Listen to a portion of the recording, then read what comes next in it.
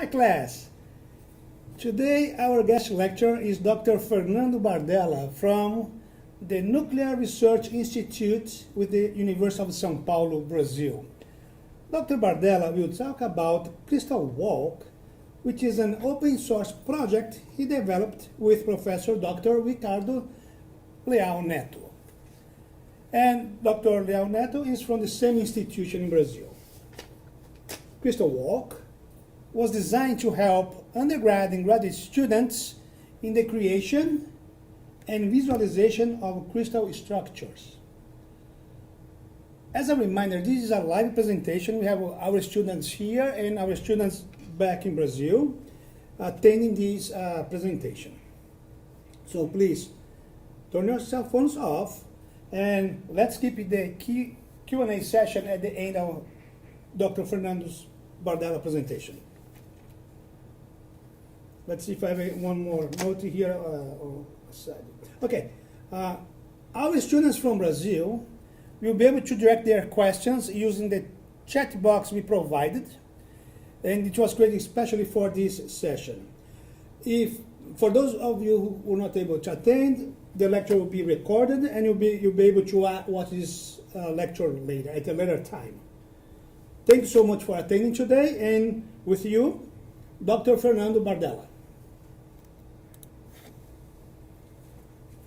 Thank you, Marcus. Thank you so much. Thank you. It's a pleasure being here. It's a pleasure talking to our students here, your students live, and your students that will be watching this class in a future time. So hello, I'm Professor Fernando Bardella from the Research Group for Scientific Visualization in Materials, the GVCM, at the Nuclear and Energy Research Institute with the University of São Paulo from Brazil. So my research focus is multidisciplinary research, integrating disruptive technologies and innovations, such as scientific visualizations, 3D computing, virtual and mixed realities, rapid prototyping, internet-based computing, with scientific knowledge, development, and diffusion. And I'm here to talk about one of our recent projects named CrystalWalk. So CrystalWalk, as Professor Marcos just introduced, is a web-based 3D interactive crystal editor and visualization software designed for teaching crystallography concepts to non-crystallographers. So the origin of this project ties back to teaching introductory material sciences classes, when we first observed that students had a great difficulty when learning fundamentals of crystal structures. After initial investigation, a few things have become clear. So the first thing was that 2D media that was being used, such as images, illustrations from books, were very limited in many, many ways. In short, crystal structures are three-dimensional entities, and these representations are just bidimensional. They're just not 3D. So on this slide here, we have a few of these limitations I just wanted to briefly touch base about. The first one is occlusion and lack of depth.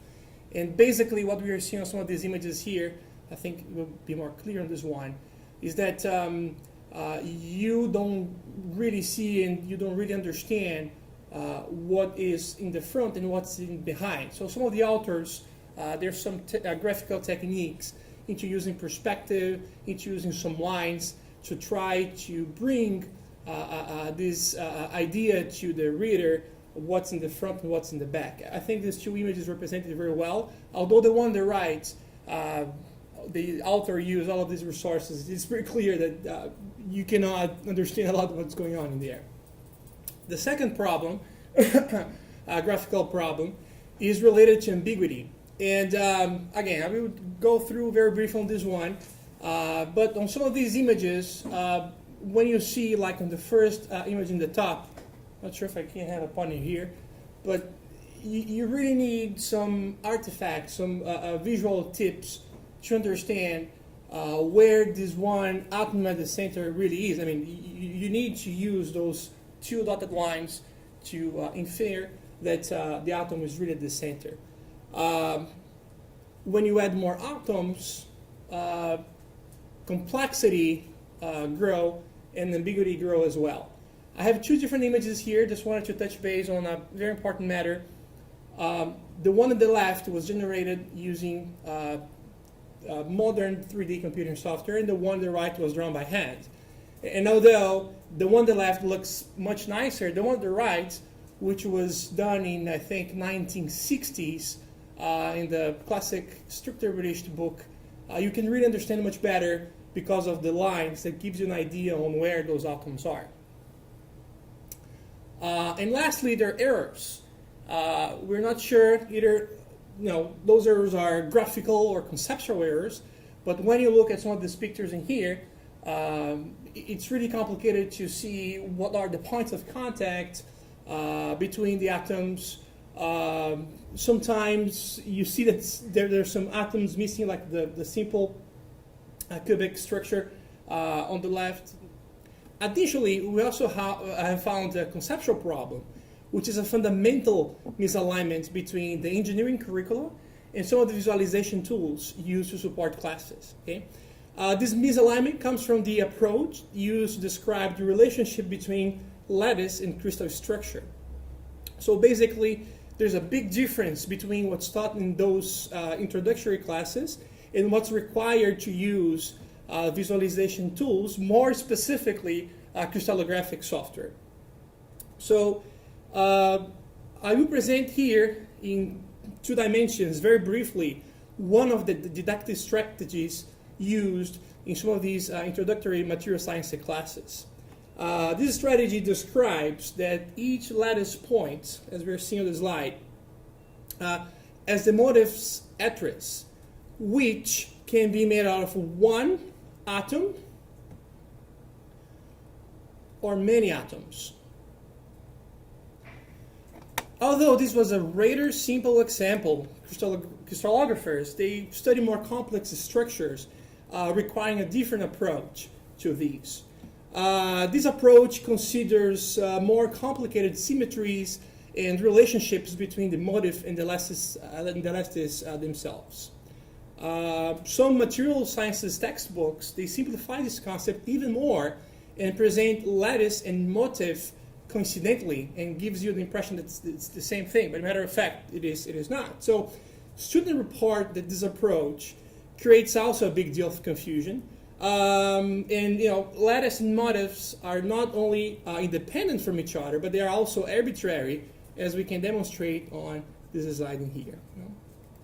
So just to illustrate, here's an example from a very famous textbook, Callister's, of how this concept is introduced. Okay, it's important to highlight that although this is a great strategy for introducing engineering students to concepts of crystallography, this approach is highly restrictive to crystallographers and therefore crystallographic software.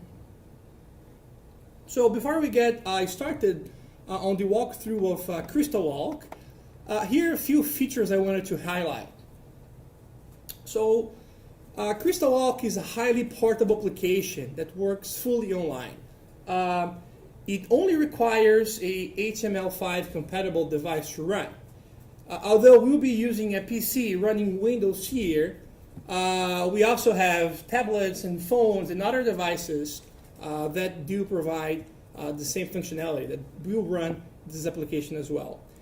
And this demonstrates the high portability of the application.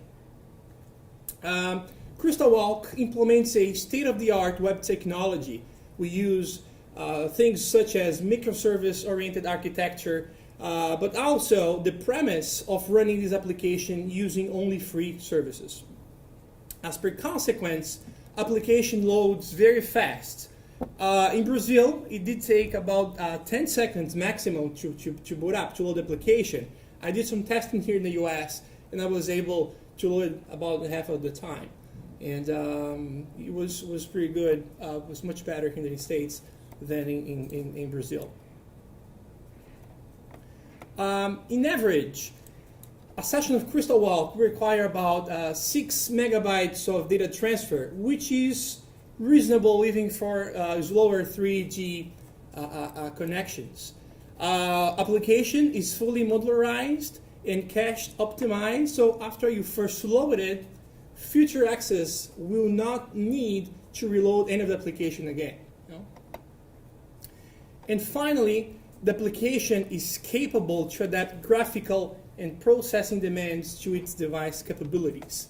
It uses LOD technology to reduce overall number of polygons and changing graphical configurations on the fly. All right, here we go. So I've just booted the application screen. Okay, it's loading again now. So till it loads application, you guys can see it took much less than 10 seconds to load there. So the interface project design is minimalistic and contemporary as a strategy to capitalize users' previous experiences with mobile apps, and within this strategy, avoiding any potential disaffection from the users. As you can see, the visualization area is privileged, and for this reason, we use retractile menus. Once you click on the option, the menu goes on and off, and this really helps with making a wider, broader visualization area there. The concept of visual metaphor was also used, and as you can see here, icons, they represent directly the button's functionality. Although, if this is not sufficient, tooltips with text descriptions have also been implemented so that the user can read the functionality before it clicks. Research really demonstrates that aesthetical aspects are relevant for didactic software as it stimulates software use and its discovery. The opposite is also being demonstrated as poorly designed user interface, as found in many of the crystallographic softwares today, inhibits users' interaction and exploration. Okay. So the first thing that the user sees when he puts up the application is this screen here, which is a assisted tutorial, which puts the application into this one conceptual step-by-step mode. And if user clicks in here, what will happen is it will guide the user by providing some of the visual highlights to buttons and actions. Also, next step, and then it will really guide the user to what he needs to do, both from the application but also from the conceptual perspective. Lastly, interface is designed to block users' execution of interdependent actions. So, for example, user needs to choose a lattice before defining a motive, and if your user tries to click on any of these options, he won't be able to do so. I will demonstrate the application, so I will first choose a lattice here in this menu. And what we can see is that it will put up this interface here that illustrates all the Bravell lattices in the same way as textbooks do. This is particularly important for students that are just starting their studies on the subject. So we're trying to create the sodium chloride structure. So I will choose the FCC lattice by clicking here. So now we have a FCC structure, lattice, where it's possible to further explore available resources on this tab here. So for example, we can multiply the cell. You can show some of the borders, some of the faces. And it's also interesting to see how what's CrystalWalk's approach of interactiveness wants to change some of these parameters here. So everything is updated on the fly, and what you can see It's a very responsive, interactive application. Another visualization resource is the projection cube, which is displayed here in the top left, which allows users to align views with different perspectives. So, for example, if you click in top, it will take user to the top perspective and so on. This is a commonly used resource in many of the 3D CAD applications that we've bothered into our software here. So, next what we're going to do, we're going to start the motive composition.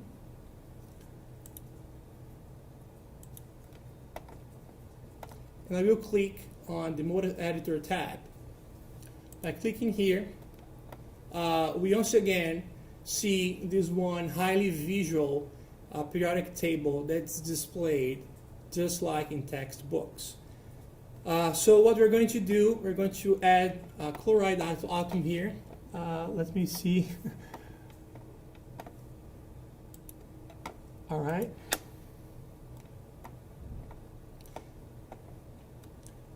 And then by adding another sodium atom, it's possible to see, here you go. It's possible to see how CrystalWalk's rigid spheres algorithms takes all the different motifs, atoms, compositions, radius in consideration and adjust the lattice parameters automatically. So if you move in here, it's possible to see some of those parameters here. Lastly, this one interface here, the motif editor, it allows users to experiment the relationships between lattice and motif on the same interface. So if you click in here, you can see the motif. There's a projection for X and Y and Z axis. And this is really helpful for students to explore the relationship between motif and crystal structure. So by clicking these options, you can also see how easy it is to replicate the cell in X and Y and Z directions. You can do the same thing for reducing the cells, which is a very easy and interactive functionality. With our sodium chloride structure ready, we're now giving a few visualization options. If we click here, here we go. There are a few options here, a few visualization options available to the user. Okay. So on the left, we have this one tool called the gearbox. And gearbox is a tool that groups and consolidates the most relevant of those visualization functionalities. And here is possible to transition from the basic process of construction to the crystal structure itself. By clicking on the plus and minuses here, it is possible to switch between lattice points, which we're seeing right now, and again, we can enable and disable some of those visual tools by clicking on the toggle menu here, to the motif itself, which we just composed in the motif editor, to the three different representations of the unit cell. So the first one is what we call constructive cell, and it represents the sublattices of each motif's atoms. We've done a very comprehensive research. We haven't found a software that was capable of doing these. So this is pretty unique to CrystalWalk's functionality. The second representation is the most traditional one, which is the one that's usually represented in didactic books that we use today. And the third one, which was the one taken a while to process, is exclusive to CrystalWalk. And what it does, it shows a representation of the internal portion of the unit cell. And finally, as we can see here, it's the crystal structure. So It's also possible within here to create planes and directions using Miller indexes, just as proposed by most of the engineering textbooks. So what I'm going to do, I'm going to disable the view of atoms. I'm going to enable not the faces, but the borders of the cell. And I'm going to click in here where we have both planes and directions options. I'll just create a simple one to give an idea on how this works. And I'm not sure I can see it very well from here, but I will do this. So direction 111, you can just name it test.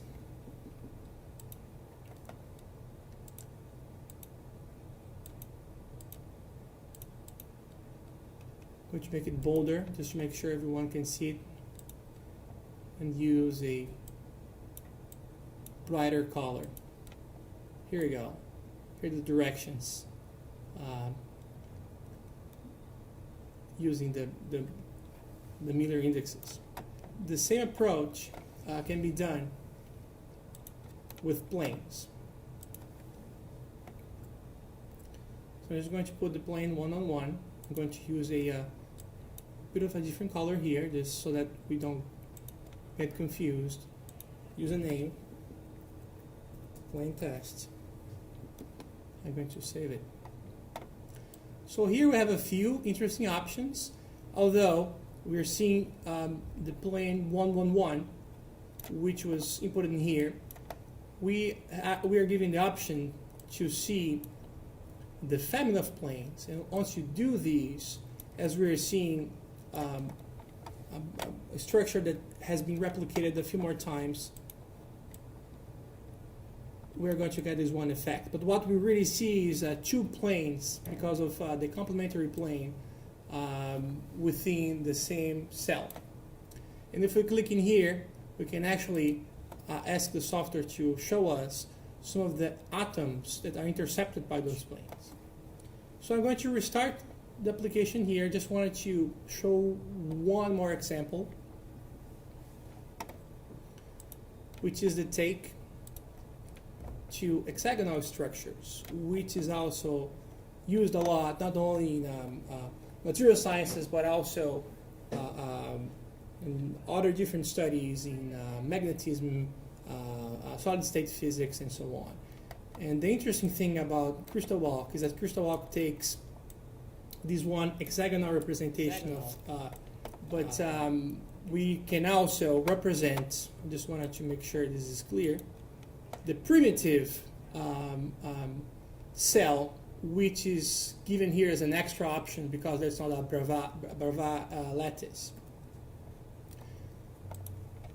But once we click in here, I'm just going to do this very quick. The software adds atoms here, and if you add another atom, algorithms within CrystalWalk do the packing, the hexagonal packing, the compact packing for you, which is also very helpful. So one thing that's very helpful is the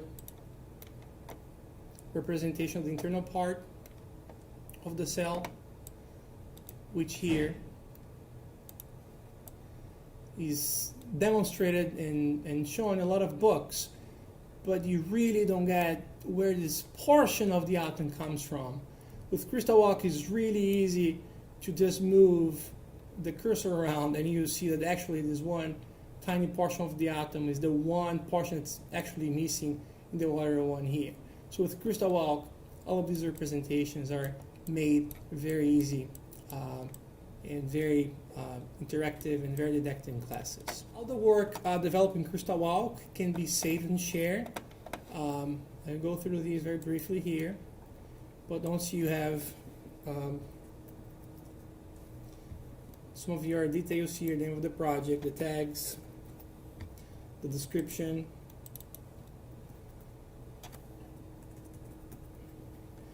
you can save and share these in many different ways. So you can save online by clicking this option, and what you will do, it will connect in our server, and generate a shortened URL. And also a QR code. If you click in here, you can just scan with phones, or you can save these images as well. But this is very helpful for classes like these, where you just ask students to scan the QR tag and see and have access to the structures basically in real time. It is also possible to click here and export snapshots of the view that you're currently accessing on here. And you can also create objects for 3D software and 3D printing. So if you click in here, you can export an STL file, and with that you can start to work on 3D printing models. Actually, Professor Marcos here was very helpful, and the Drexel University was very helpful into developing some of these functionalities. We did print exactly this one structure, the hexagonal structure. Here the 3D printing labs, and it worked very well, worked very nice. So it's some of the interesting features that CrystalWalk provides both to students and professors. And lastly, you can click in here, and what you do, it will save the entire application for you in one zip file, and you can use that for offline use. So let's say, for example, you're going to present your class somewhere that you're not sure either there's internet access or not. You can just click on this button, take the zip file. From here, you can open in any computer offline. Okay. So, which is possible to create. Here we go. To create and share classes. So here is possible for professors and students to add the text, different perspectives. Just hit play here. And what it will do, it will take scenes elements properties as positioning, color, opacity, and create animation or a sequence of slides, as we're seeing here, for one class that we've developed this for. And you can use these in classes either on a movie mode like these, or you can switch from slide to slide and use these as a support tool for classes. So we won't have the chance to demonstrate it in here, but CrystalWalk also provides support to advanced interaction and virtual reality technologies, such as the Oculus Rift, Google Cardboard, as well multi-touching devices.